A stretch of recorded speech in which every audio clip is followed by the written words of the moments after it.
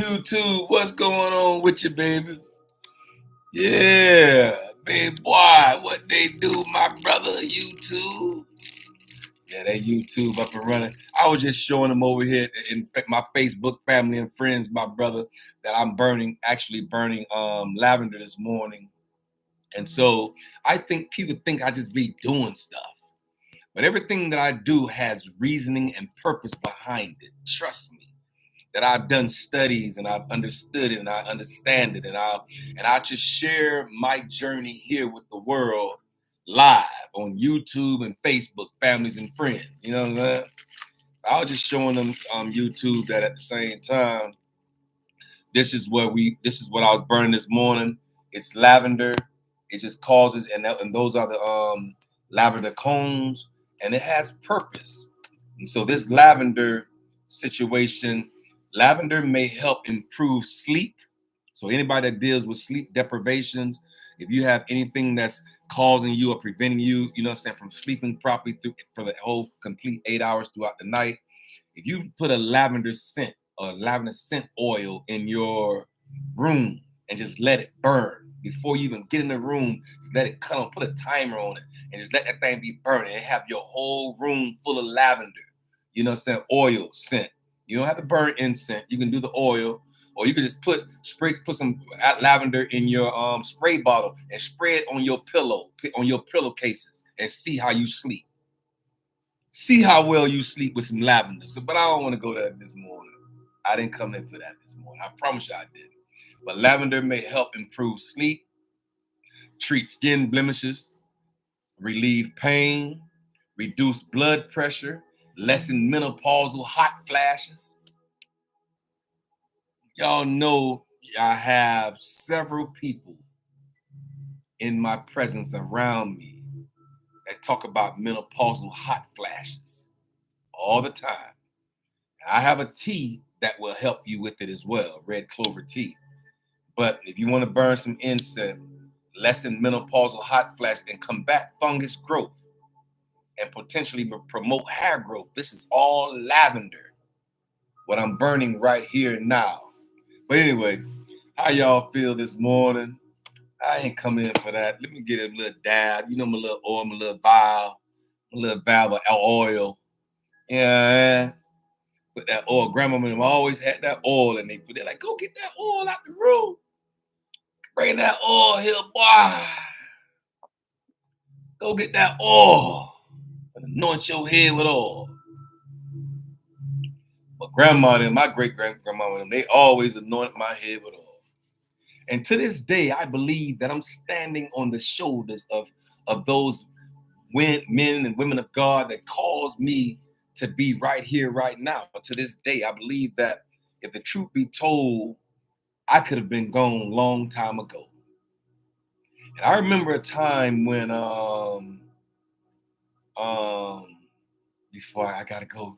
Listen, I'm full this morning, y'all. Y'all gotta bear with me this morning. Hey, listen, I'm full. But before I go even further than that, I gotta do this.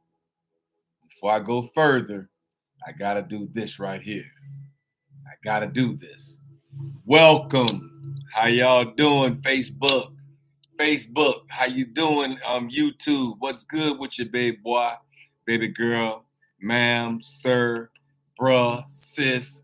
How y'all doing this morning? Welcome to the Hourglass Era, where the sands of time converge in the morning, Monday through Thursday in the 9 o'clock hour.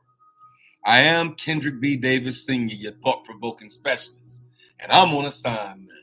Allow us to guide as we delve into the depths of our consciousness and navigate the interwoven pathways of our mind.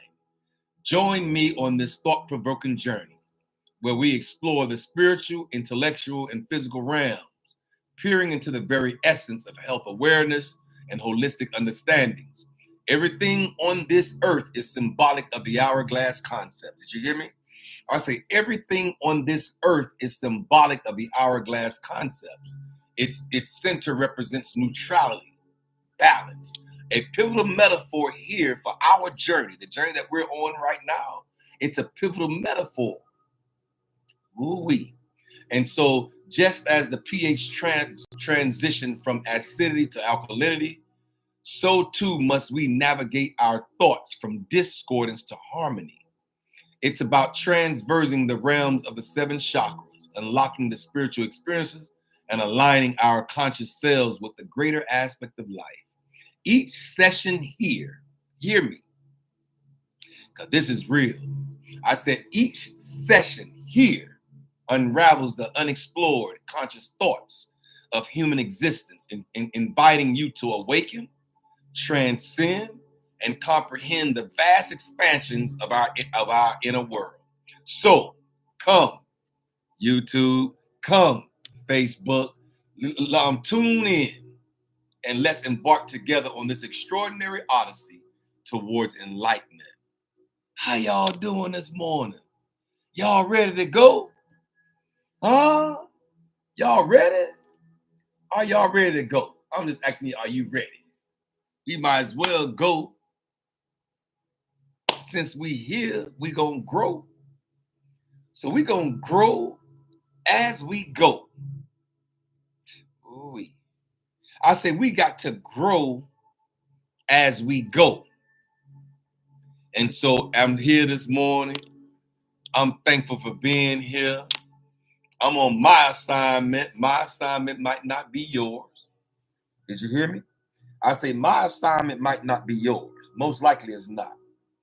And your assignment might not be mine. Most likely it's not. But we all have our own individualized assignments. We do. And so it's been a pleasure. It's been an honor. Look what time it is. It's 10. It's 1,000. Look what time it is. You see how that's 1,000? That means something. I just turned that on. Just that. But anyway, I don't even want to go there this morning. But anyway, listen. At the same time, right? I'm here this morning. I'm here just to sit here and go through the interwoven pathways of our mind. Make sure that we have the appropriate thoughts, the appropriate thought processes. And I told y'all a little while ago that for whatever reason, I've been writing this book, right? Out the Gate with the Lemon is the name of the book. And the universe gave me this name a few years ago that I came out the gate with the lemon with as a black man in the earth. And not only just as a black man, because we have targets and roadside bombs and we have all these landmines and all these different things that set up around us in this earth to trap you, or to, if you step too far out of left or too far out of right, that scrap metal will come and just take your whole situation off if you're not careful. And so at the same time, as I was writing this book, Out the Gate with the Lemon, 3 months or 4 months into me starting to write, after I got the title of the book, my son passed away. And this morning, I just woke up with him heavy on my heart, right? Denard, man, you'll always be remembered, my brother. Naughty, you would always be remembered, man. Literally, he was heavy on my heart this morning. And so this is for every individual under the sound of my voice that has ever lost a child. I don't know if you have ever lost a child or not, but I can tell you this: it's one of the most greatest pains,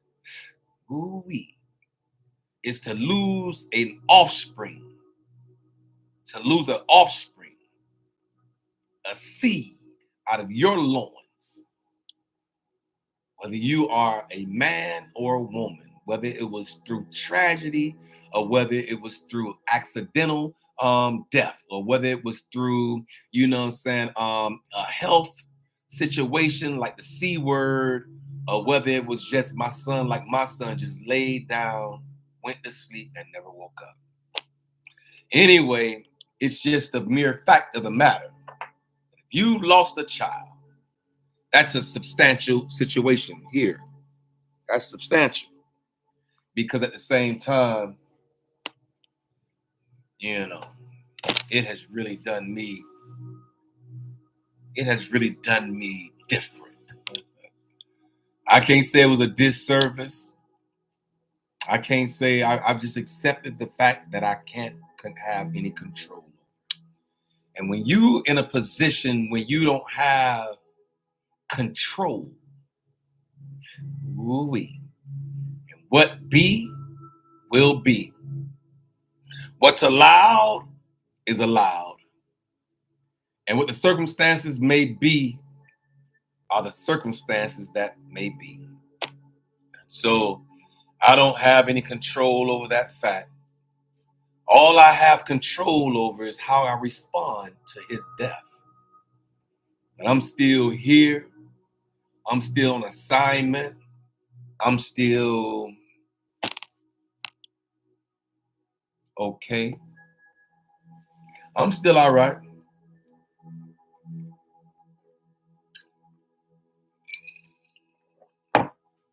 I'm still okay. And y'all just bear with me this morning. I'm good though.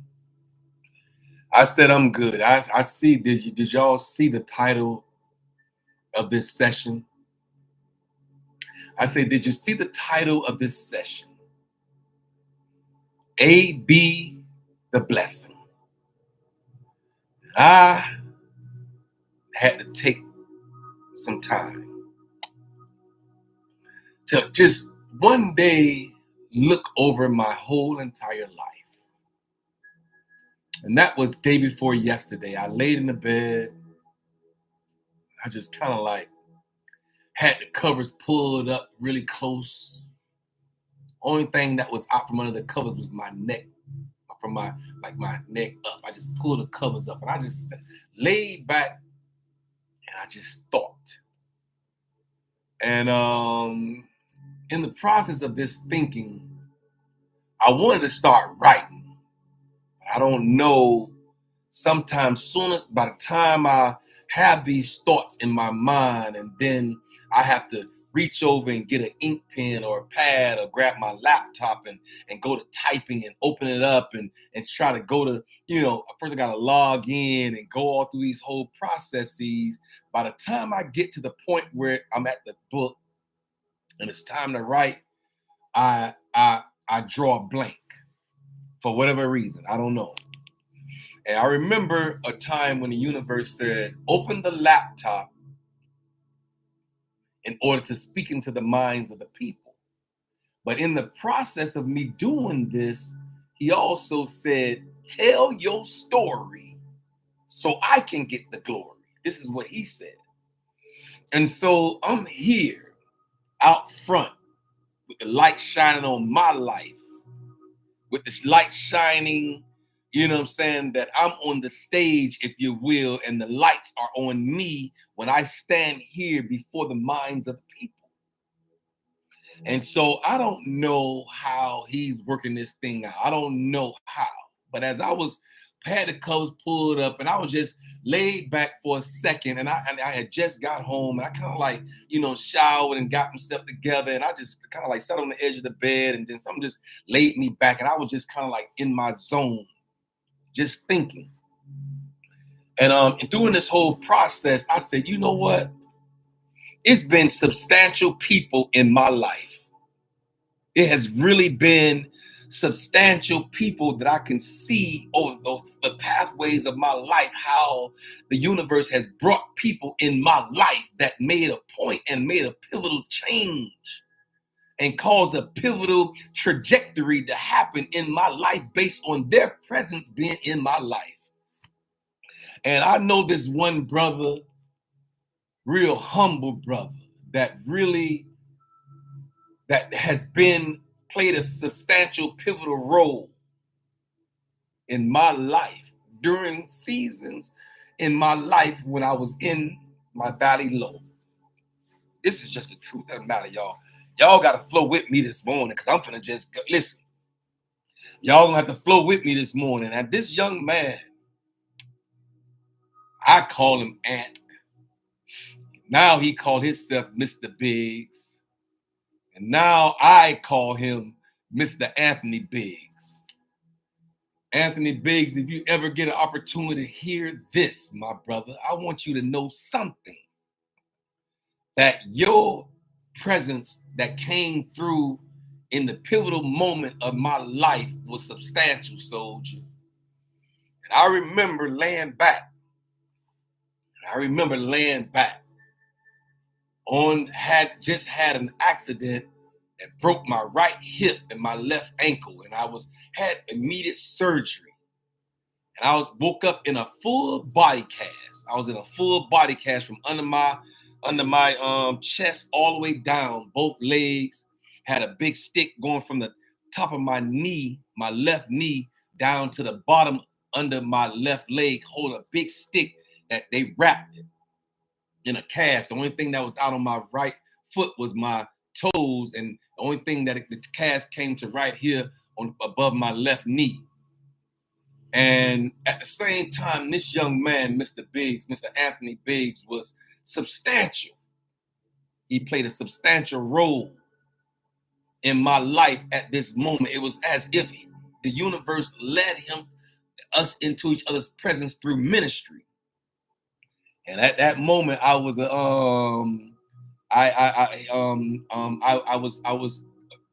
working towards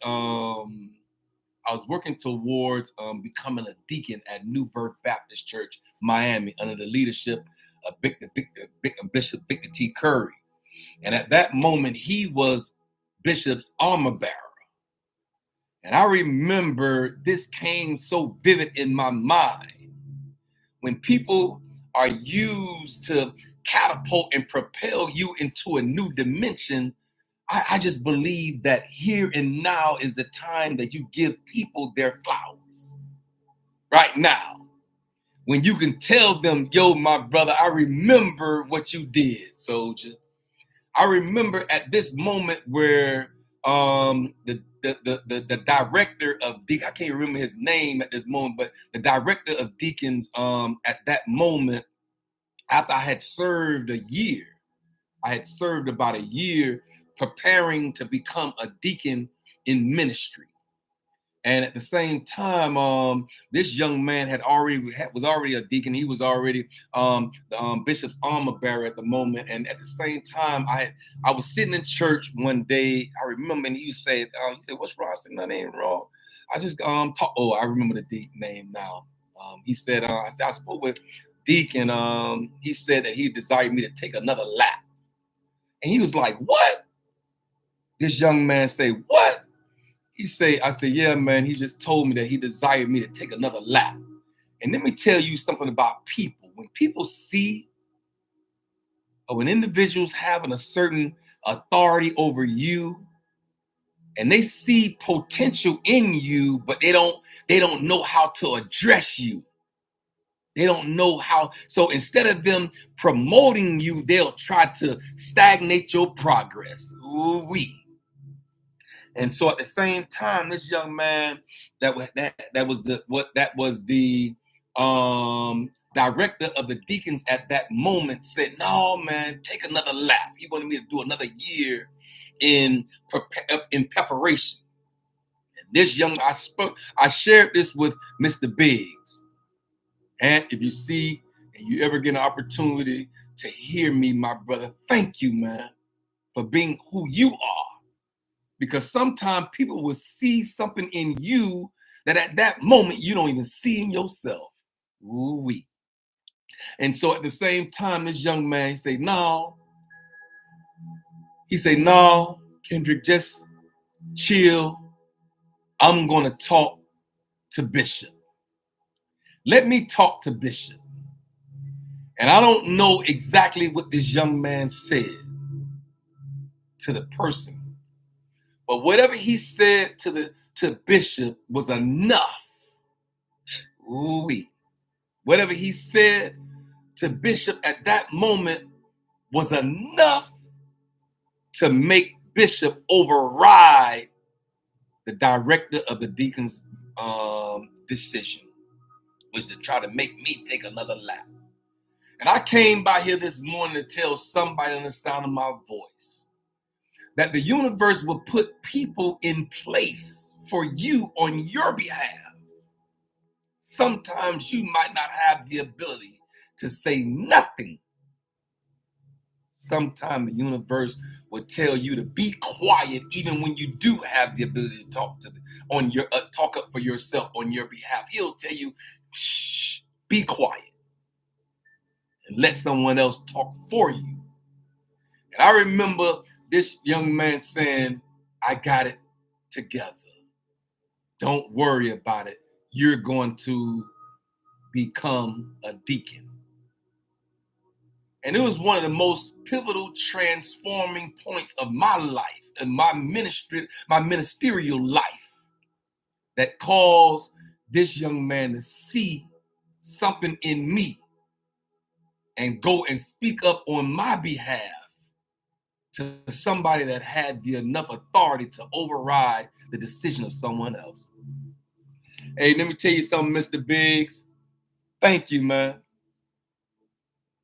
Thank you, man. We were all in ministry together. Him, his wife, Cheryl, Lenny, her brother, all of us. It was like almost like a family of us that we all served with pure hearts and genuine spirits towards this particular ministry that we were all involved in at that moment.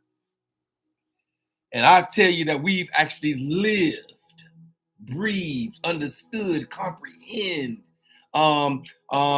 everything about ministry. Yes, we did. And it actually changed the trajectory of my ministerial life, because of this young man stepped in and spoke up on the behalf of me that didn't even have a voice at that moment. Ooh, you see how the universe would change it? Now you see how, now this got to be all a part of my book that I'm speaking right now. I'm speaking out my book into the atmosphere, because I noticed something when I speak, things shift. Ooh-wee. So I'm asking the universe, as I starts to recover and recall these things that has happened in my life through pivotal people. I also remembered that I was laying in the hospital after my motorcycle accident, after my surgery. I was laying in the hospital in a body cast, and I remember him coming through and visiting me. Anthony, man, thank you, man. Thank you for being the man that you are, soldier. You like my big brother. You like my big brother. The brother that I never had, Mr. Biggs, you are him in the spirit realm. And at the same time, I remember him coming in and visiting me in the nursing home, because I went from Cedars of Lebanon, that where I had my surgery. They airlifted me to Jackson, I think, and they just drove me over to Cedars, and I had to have any surgery. And at the same time, they said, well, it's too expensive to stay here in the hospital, so they took me to the nursing home, Jackson Heights Nursing Home, on 14th Street and 14th Avenue in Miami. I'm talking, this is my book. It's in my book, Out the Gate with the Lemon. And so during this time that I was at the nursing home, Mr. Biggs came and visited me. And I don't know what it was in his mind to make him feel as though he had to say this to me, but he said, man, have you ever been to New York? I said, no, man, I ain't never been to New York. I think I had been to New York once. No, I don't know if I had been to New York. Well, I know I'd been there about 5-6 times now, but I don't know if that was my first time ever going to New York at that moment. And he said, man, when you get out of here, we're gonna go to New York. That's what he told me. He's like, man, when you get up out of here, soldier, we going to New York. And I think that was a pivotal moment again, where he gave me something to look forward to. Let me tell you something about people, man. Sometimes people will speak something over your life, especially when they see you in a certain position. They'll see you where you are at that moment. And they'll say something to you with futuristic constructs. I say they'll say something to you that has a futuristic construct attached to it. And when this young man told me, he said, man, when you get up out of this situation you're in right now, we're going to go to New York. And I promise you, my brother, I promise you, my sister, hey, bro, hey, sis, when I tell you people that has had pivotal roles in my life and first stood in the paint with me on the behalf of me turning out and becoming a deacon at New Birth Baptist Church, Miami, under the leadership of Victor T. Curry, then came into the nursing home, saw me at a valley low, saw me when I was in my valley low, belly of the well experience, and speak into my mind. Ooh-wee, and say, man, when you get up out of this, we're going to go do that. That shifted. At that moment, I don't even know if I still wanted to live. I don't think I've ever been suicidal, but I didn't know how I would ever live without having the ability to bend my right hip. And even to this day, I'm actually a portion of my book is being written. A chapter of my book is saying leading with the limp. So I lead this world. I lead the mind of the people, limping myself physically, but lead the mind of the people holistically through thought. So it's a beautiful thing, the transition. But I remember him saying this to me, and it shifted. It caused the mindset shifting to happen that made me look not at my immediate circumstances, but it made me look towards the future. And so I'm here this morning to say, Mr. Anthony Biggs, my brother, if you ever get a chance to hear my podcast, Soldier, if you ever get a chance to hear this live or this session, I want to say thank you. Thank you for being you. I ended up in New York after I got that body cast. I know that much. He was like, boy, you ready? I don't even remember how long ago after it was, probably a year or two. We were still heavily involved in ministry. And we flew out Miami International Airport and landed in LaGuardia. I went through Brooklyn, Bronx, Queens, showed me where Salt and Pepper and all these people like this here were born and raised in different houses in Brooklyn and in the Bronx and Queens, and sat and ate at Sylvia's in Harlem, all because of this brother. Soldier, I'll never forget you, man. Thank you, man. I really want to say thank you from the bottom of my heart, Soldier. Everything that you've done. This part right now of this, I know for a fact y'all don't remember. Because I've never even stated this right here. I've never even talked about this part of the story, of my testimony, of my story. But September 18th, 2019 was another transitional trajectory of my life, where my son, when I received a phone call that my son was found unresponsive in Chicago. September 18th, 2019 was a year, was a day, was a month that ultimately transitioned my thoughts through death. And I can tell you this, that I don't even know if I'll ever be the same. I'm just sharing with y'all my thoughts. I say I don't know if I would ever truly be the same again after you lose a child. I don't think I will.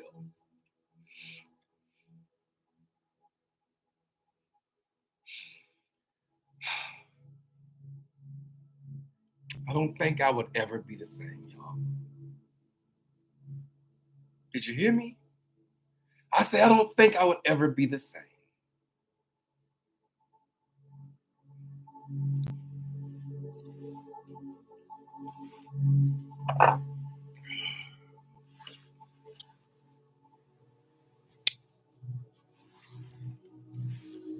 I won't never be the same. But anyway, I won't never be the same. When I got that phone call September 18th, 2019, my son's mother screaming on the other side of the phone, I will never forget that. The way it sounded. I knew it was something serious. Just the way it sounded, I knew it was something serious. And at the same time, I maintained a certain level of composure at that moment, but it rocked my entire world, internally as well as externally. And the first thing I thought about was getting to Chicago. That was the first thing that came into my mind, the thought that came, I got to get to Chicago where my child is. That they said my child didn't recover. I got to get there. So I proceeded to get off the phone with my son's mother and actually started booking a flight. I went to the first flight, distraught somewhat, but still maintained a certain level of composure and booked the flight. I booked the flight for the following day. I booked this flight, right, for the following day. And so the next day I go home. The next day I prepare for what I'm getting ready to take on this trip with me to go see about my child, see about my son that they said that didn't recover. But I need to get to Chicago. And so I booked the flight, got to the airport the next day during the time that I know 3 hours early and all this type of stuff, and got there and went to log in at the counter. And the young lady said, "Sir, this is not today." Ooh-wee. And I said, "What?" She said, "This is not for today. This is for tomorrow." Ooh-wee. And I said, "What?" She said, "Sir, this is not for today. Yesterday was not for today. This is actually for tomorrow." And I had just got dropped off at the airport. So I would literally had to stay in the airport for a whole 24 hours before my flight would be able to leave to get to Chicago. And I don't know, y'all. I actually stood there in utter amazement because I'm like, I gotta get to where my child is. I need to move. But now my hands are tied and it's out of my control again. Ooh-wee. And I looked up and I just, for whatever reason, glanced up and just looked. And I looked across and seen a young man walking across the corridor right there. And as soon as I looked, he looked like Ant. I was like, I looked at it and I looked again, but it wasn't Anthony Biggs. It was not Anthony Biggs. But that jarred my mind and brought his name to my thought. And so what I did was I got on the phone. That's the only thing I know how to do, y'all. I called and I called and see. I said, let me see if that was him. But I knew, I looked at him real good. I'm like, that didn't look like Ant, but let me just verify that wasn't him that just walked by me. And I called Mr. Biggs and he answered. I proceeded to tell him everything that had just happened, that I had just found out yesterday, the day before. I found out yesterday. I'm in the airport standing at the counter today, right now, and they're telling me that my flight don't leave until tomorrow. Ooh-wee. And I stood there at that counter while people was behind me, but I was in ultimate distortion because I planned a trip that I thought was for that day, but it was for the following day. Just me not being 100% cognitively aware. And I called Mr. Biggs and I said, man, listen, man, I just got a phone call from my son's mother that said that my son was found unresponsive in Chicago, Foxmore, Illinois, about 45 minutes outside of Chicago. And I said, man, listen, I'm standing here at the counter right now at the airport. I'm standing here in front of the lady at the airport right now in front of the counter. I looked up and thought I saw you. Was that you? He said, nah, man, I'm at home. That wasn't me, soldier. I'm at home. I said, okay. And I proceeded to tell Mr. Biggs what had transpired, that I had just booked a flight. I was on my way to Chicago, but now I'm in this airport and they telling me it's 24 hours away before I can get on my original flight that I messed up and booked. He said, don't worry about it. He said, let me do some things right here. I'll call you right back. And this man went into his family and friends situation at the airport. Mr. Biggs, if you see me right now, man, thank you, man. A be the blessing. I call you A be the blessing. A be the blessing. Thank you, soldier, for being who you are. These three pivotal moments in my life where you have been an inspiration, an encouragement, impactful person in my life. At these three junctures of my life, you have did it. With Bishop that caused me to become a deacon, that overrode the young man that didn't foresee me being qualified for whatever reason that he had in his mind at that moment. Bishop overrode his decision because of you, soldier. You also triggered my thoughts into futuristic mindsets that would cause me to not look at where I was in a full body cast for 9 months. I was in a body cast. But you shifted the dynamic of my thoughts to give me futuristic aspirations, my brother. And I can look into the future and see I'll get to New York if I make it out this situation right here.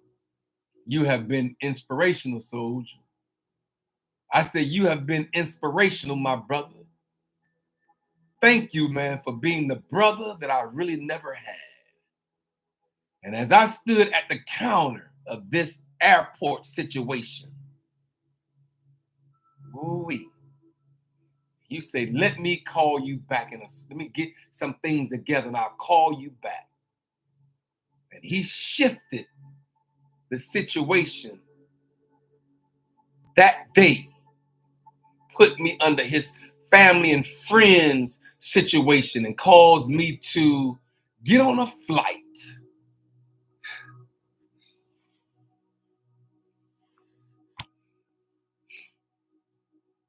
to go see about my child, to go see about my son, my SUN. I went to go see about my son. And it was all through his engagement that caused me to have to go and get there on the day that I was in the airport because of his connections through the airlines. As far as I can remember, Ant, man, you've always been a blessing. I remember the house that you had over there by Popeyes off of 441. I used to call it a little mini mansion, my brother. I remember that house you had off of 441. You had to go through the little guard gate, you know what I'm saying, off of 441 Popeyes. About 203rd, right there by the car dealership right there. Yeah, man. Thank you, man. I remember eating Thanksgiving meals and dinners when I had Kendrick and Denard under my custody as a single parent raising 2 kids by myself. And everybody knew in church that I had custody of my sons. I raised 2 boys by myself, a Mr. Mom, going out to all the PTA meetings, going out there to all of the when you first going, what y'all go to, when you first go to class, when you take your kids to school, and on the first day and y'all go meet all the teachers, and y'all get on. I used to give all of my phone number, my direct line to my hip, and say, look, if anything you see anything, you say, call me directly. You ain't got to go to the office, and just call me directly and I'll come out and see about my sons. Yeah, man. Y'all seen all this, Cheryl. Cheryl, you seen this. You understood my heart. And you understood my heart, soldier. Y'all took my family in, me and my children, my sons, and invited us over for dinner, and brought us up to the mindset shifting that had to happen in order for me to become the best father I could be, even without having a representative. Ooh-wee. I did what I had to do. Make sure my sons was good. I remember all these things, soldier, that you did, man. As a big brother, a spiritual big brother for me, man. I see you still to this day, man. I'm proud of you, soldier. I want to give you your flowers now and say I'm proud of you. I know eulogize mean to speak well of. That way, the word eulogy. Google it for yourself. The word eulogy, like to eulogize. Open house, yes. Right. When the kids go to open house, and I meet all the parents, I meet all the children, I meet all the teachers, and yes, when they go to open house orientation, yes, that's what happens. And I did that for my sons as a single dad raising 2 kids by myself. I raised 2 kids by myself with no financial help from their mother. And I told them, even in court, they said, do you want to put her on child support? I said, absolutely not. And I didn't even put her on child support, which in essence, I was just came off of child support based on the fact that I'm the single sole proprietor, full custodial parent of my 2 boys. So it's a beautiful thing. I got to O'Hara in Chicago because of this young man, Mr. Anthony Biggs. The same day I was there, a few hours later, I was on a flight to go see about my child because of Mr. Anthony Biggs. Wow, soldier, you have been substantially pivotal in my life. I didn't put it all together until now. But I want to tell you thank you, verbally, publicly, and I'll do it privately with you and your wife. We'll go out to dinner. I remember I told you, I said, man, I'm gonna take you. Like, no. He's so humble. He's like, no, I'm good. Don't worry about it, man. I just want to make sure you good. I still want to hold up my end of the bargain and take you and Cheryl out to dinner, man. We just go out on me. 100% on me. We just got to let our schedules coincide. Because I see you traveling in the club, your bikers club, and you all over this country, my brother, doing your thing. And I'm proud of you, soldier. Just to know from where we came from in Miami, through ministry and through growing up, and we all grew together. I'm 56 now. I don't know, but at the same time, we all grew. We all grew together. And so I'm here this morning to tell somebody on the sound of my voice that the universe will put pivotal people in your presence. That you might not even talk to these people daily. You might not talk to these people monthly or annually. But in this substantial time when they need to be there the most, he would use these people to get you where you need to be. This young man right here, Mr. A.B. the Blessing. A.B. the Blessing. A.B. the Blessing. A.B., you are a blessing, my brother.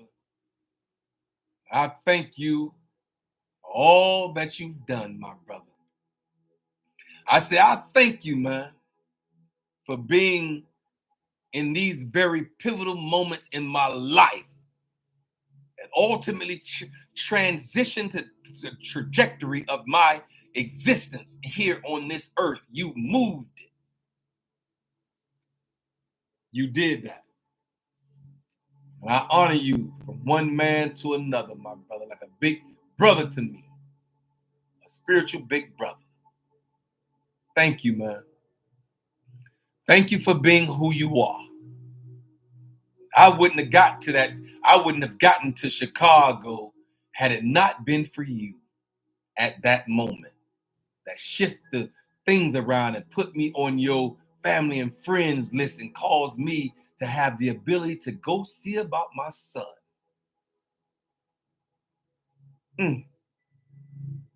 You did that, soldier.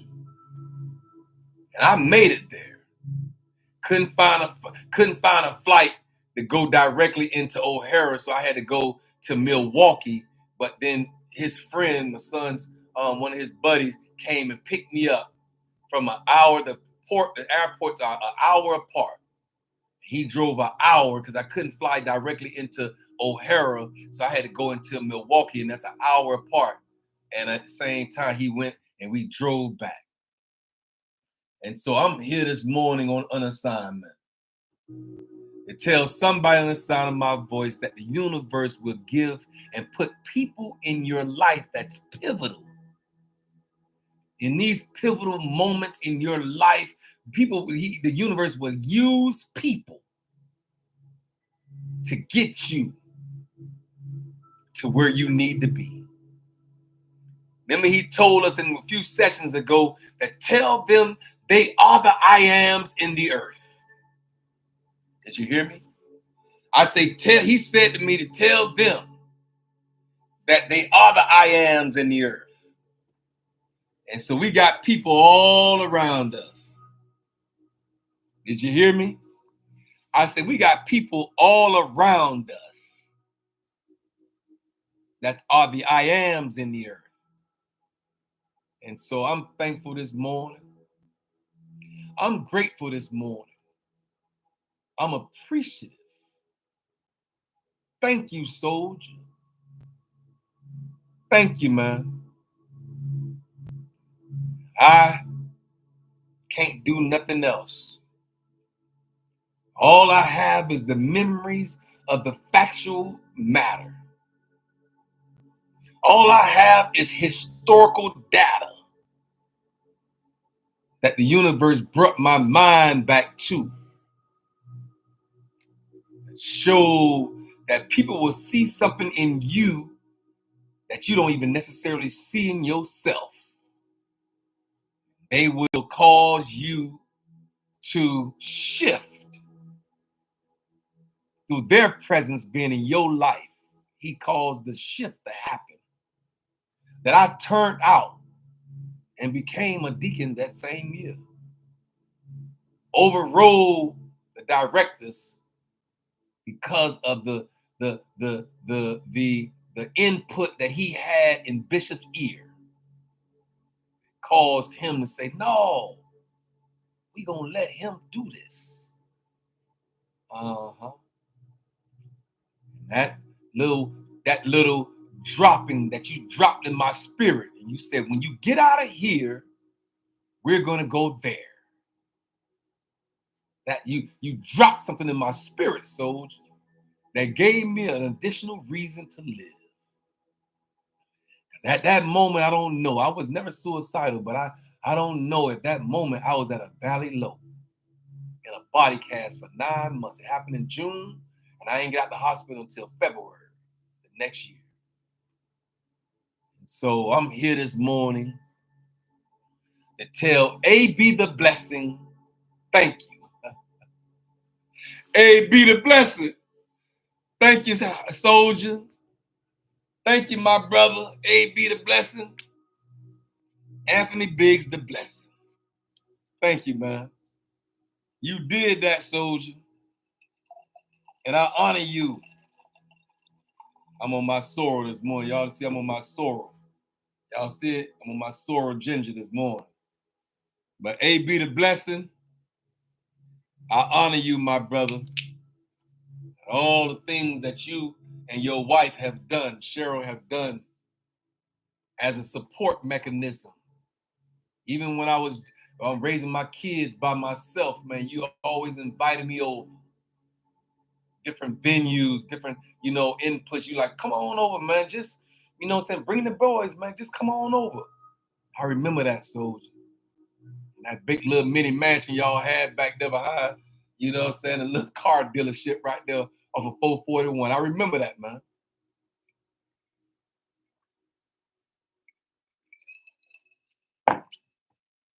Thank you, man. Thank you, man. And so I'm here this morning talking about A be the blessing. Anthony Biggs, man, thank you, man. Mr. Biggs, yeah, man, thank you, man. Appreciate you, man. You have no clue.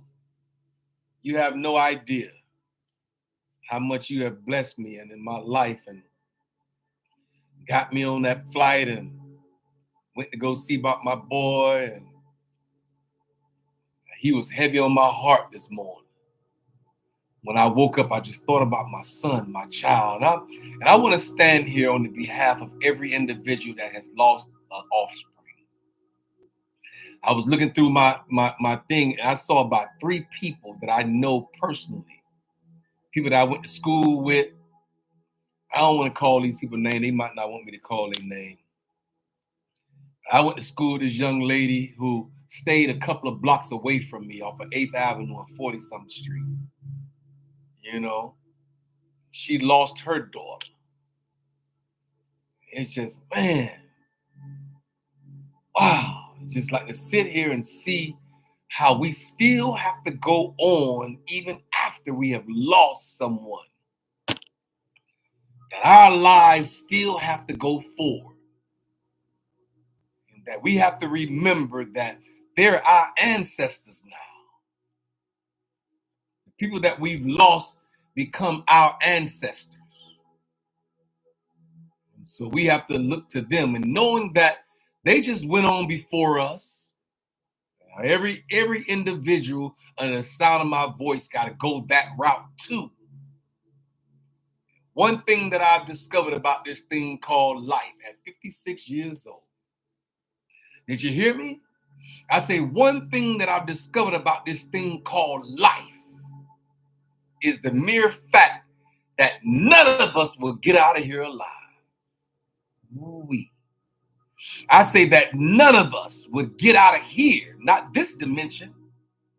None of us would get out of here alive. That we all got to go through death in order to get there, wherever there is. Wherever the other side of this life is, we all got to go through death to get there.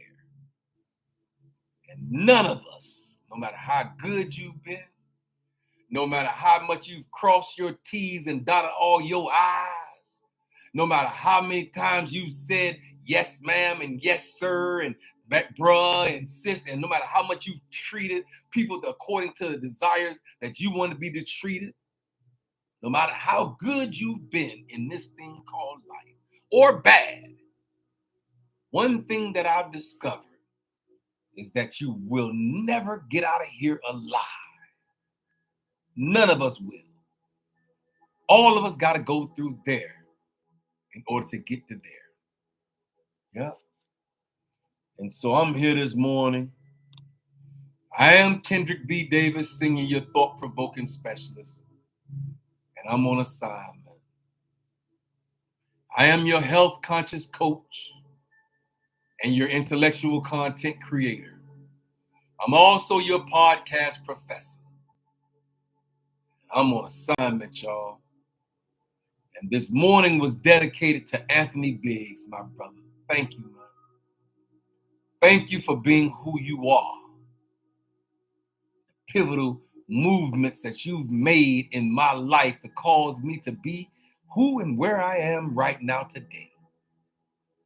Yeah, I could never erase that deacon status. Even if we go into New Birth right now and look at the wall of all the deacons, I don't know if they even have a wall where all the deacons and all the ministers and all the people that has ever came through that ministry. I don't know if they keep pictures on the wall or do they remove them when you're no longer there anymore. But one thing that has been stamped in the universe, in the Lamb's Book of Life, is that I served in that capacity in the world. That I've once served in that capacity in this earth.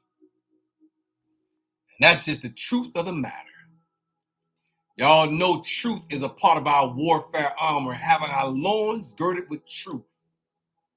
And so when I stand here at this moment in the 9 o'clock hour, I stand in my truth. It's my story. I can tell it how I want to. Who could tell you how to write your story? That's why they call it an autobiography, because you wrote it. Oui. So I'm here this morning on assignment to tell Mr. Anthony Biggs, man, thank you, Cheryl. Cheryl, thank you, Cheryl, for sharing your husband, your brother. It's my brother, your husband. We all are brothers and uncles and cousins and nephews and fathers.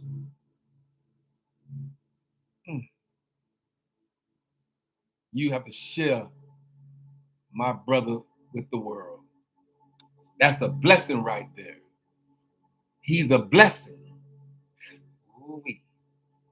He has blessed in certain aspects of my life. I'm thankful for it. Did you hear me? I said I'm thankful for it. The presence, his presence. Yeah. It's a beautiful thing. So I'm here. I got 57 minutes in. Okay. I'm trying to prolong these last 3 minutes, y'all. I told y'all I'd never give y'all under an hour. But I'm so thankful to be here this morning. I'm appreciative. Even though I woke up with my son so heavy on my heart. Yeah, man. I think that's that death is one of the most realest things that I've ever had to deal with. Yeah, man, you don't have no control.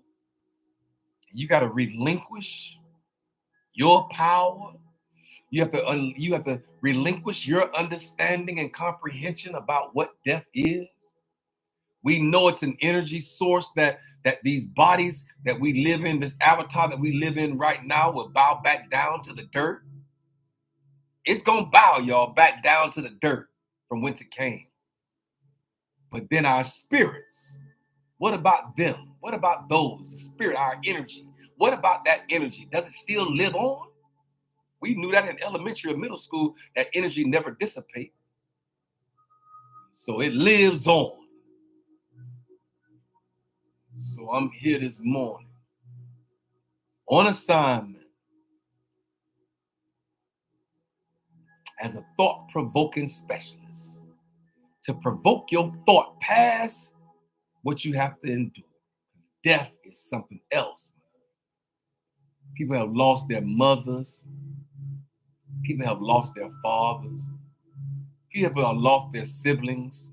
People have lost their sons and daughters. You have to stand by and watch them go and have no control over bringing them back. Ooh-wee. Wow. But I'm here I'm strong, I'm vibrant. I still operate with vitality. I'm still essential in the earth. I'm still a substantial part of this earth on this side of the dirt. We're on the top side of the dirt, y'all. Every day is a day closer to whatever it is. But till we do get there, we're going to stand. I'm going to speak into the minds of the people like I've been called to do. He said, open the laptop and speak into the mind of my children. I've done that. I've been obedient to that call. Monday through Thursday, the 9 o'clock hour, I'm here, y'all. Did you hear me? I say Monday through Thursday in the 9 o'clock hour, I'm here on assignment. This morning was substantial. I see those three factors where my life was ultimately changed and the trajectory of my thoughts were moved from where I was until where I was going to be.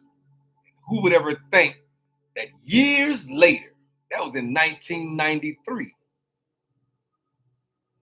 my motorcycle, when that accident happened was in 1993. Who would ever think that this is 2023? 30 years later. Did you hear me? I say 30. Hey, did y'all hear me? I said 30 years later, I'm here. Speaking into the minds of the people. Ooh-wee. So I'm thankful. I'm grateful. I understand. I comprehend. I'm moved. I'm challenged. I'm changed. I'm vital. I'm vigorous. I have vitality. Yeah. And I'm a victor. I got the victory. I say, I have the victory. You got to say that for yourself. Say it. Say, I have the victory. I'm victorious in the earth. No matter what the situation may look like, no matter what life may have thrown our way, you got to have the ability to say, I'm victorious. Oui.